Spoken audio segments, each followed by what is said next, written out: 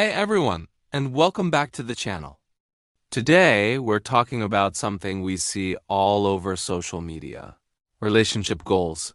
We see those perfect photos of couples on vacation, matching outfits, grand romantic gestures, and it's easy to think that's the whole story. But let's be real, a healthy, lasting relationship is built on so much more than just a picture-perfect moment. It's built on the small, everyday actions that create a foundation of deep love and genuine respect. So, if you're ready to move beyond the superficial and explore what truly makes a partnership thrive, stick around. We're diving into the real relationship goals that actually matter.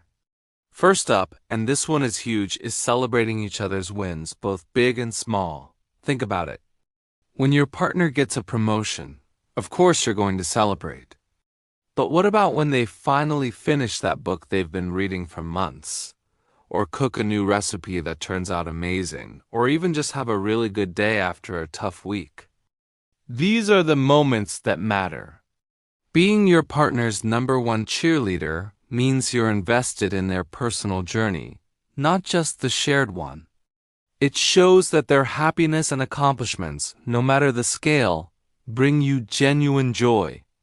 This isn't about competition, it's about collaboration. You're a team, and every individual victory is a victory for the team.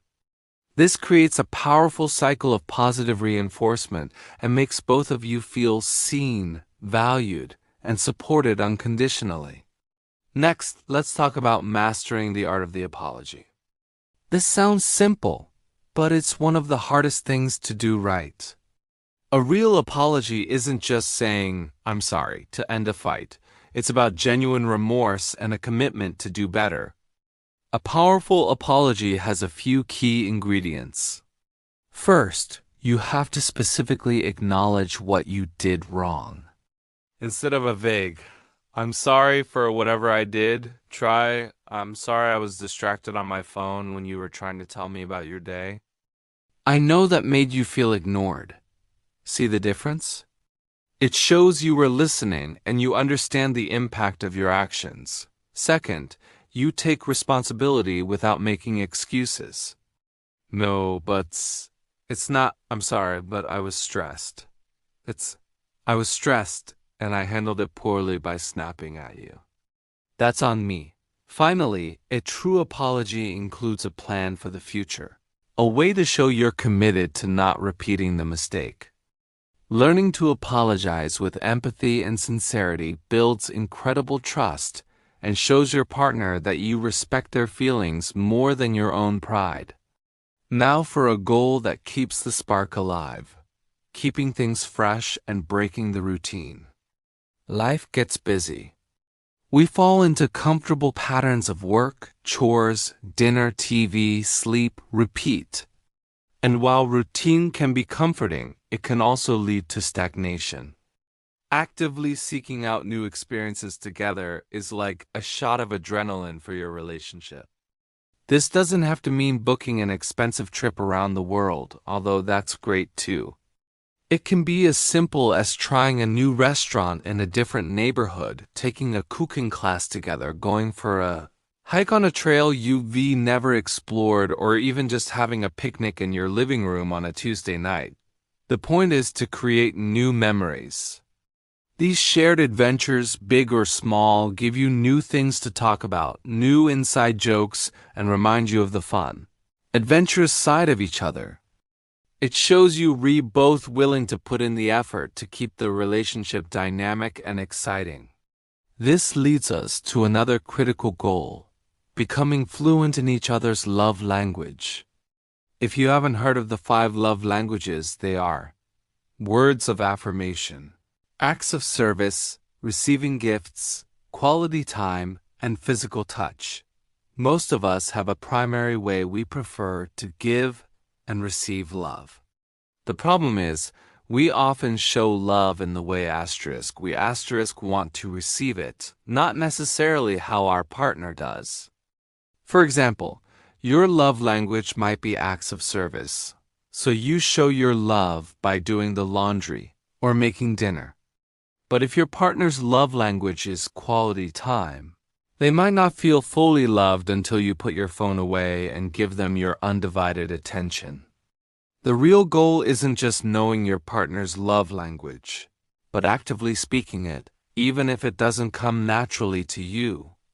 When you make the effort to love your partner in the way they best understand it, you're saying, "I see you, I understand you, and I care enough to meet you where you are." It's one of the most profound ways to show respect and affection. Alright, let's get into a tough but essential one. Learning to fight fair. Disagreements are inevitable in any relationship. The goal isn't to avoid conflict, but to handle it constructively. Unhealthy fighting involves blaming, name-calling, bringing up the past, or shutting down completely. It becomes about winning the argument. Fighting fair is completely different. It's about tackling the problem, not each other. This means using I statements, like, "I feel hurt when this happens," instead of "you always do that." It means staying focused on the current issue instead of digging up old grievances.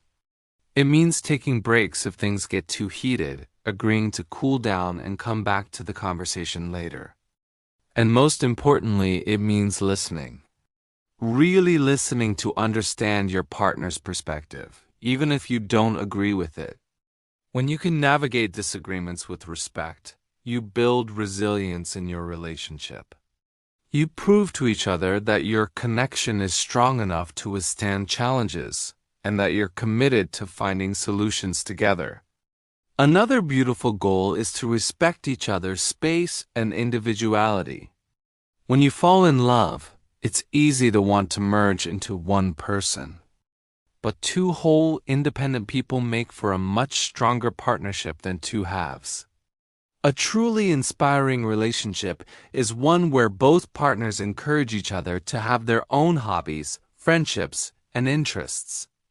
It's about trusting your partner enough to let them be their own person. This isn't about living separate lives. It's about having a rich, full life that you then bring back to share with your partner. It prevents codependency and keeps the relationship from feeling suffocating. When you give each other the freedom to grow as individuals, you both bring more to the table. You'll have more to talk about, more to share, and you'll appreciate the time you spend together even more. Respecting their autonomy is a powerful expression of love and trust. Finally, and this ties everything together, is the goal of being a safe harbor for each other. Life is hard. It will throw curveballs, disappointments, and moments of incredible stress at both of you. The ultimate relationship goal is to be the one person your partner can come to with anything, without fear of judgment, ridicule, or dismissal. To be that soft place to land. This means when they're vulnerable, you're compassionate. When they're anxious, you're calming. When they share a stupid fear or a wild dream, you listen with an open heart. It is about creating an emotional sanctuary where both of you feel completely and utterly safe to be your truest, most unfiltered selves. This level of emotional safety is the bedrock of deep intimacy and unwavering respect. It's the feeling of knowing that no matter what happens out there in the world, you have a home in each other. So, while the fancy dinners and exotic vacations are wonderful, they are just the highlights. The real inspiring goals are found in the daily choices we make.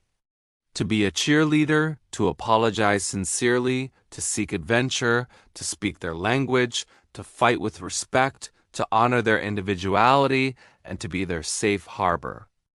These are the things that build a love that doesn't just look good on camera, but feels good in your heart, day in and day out.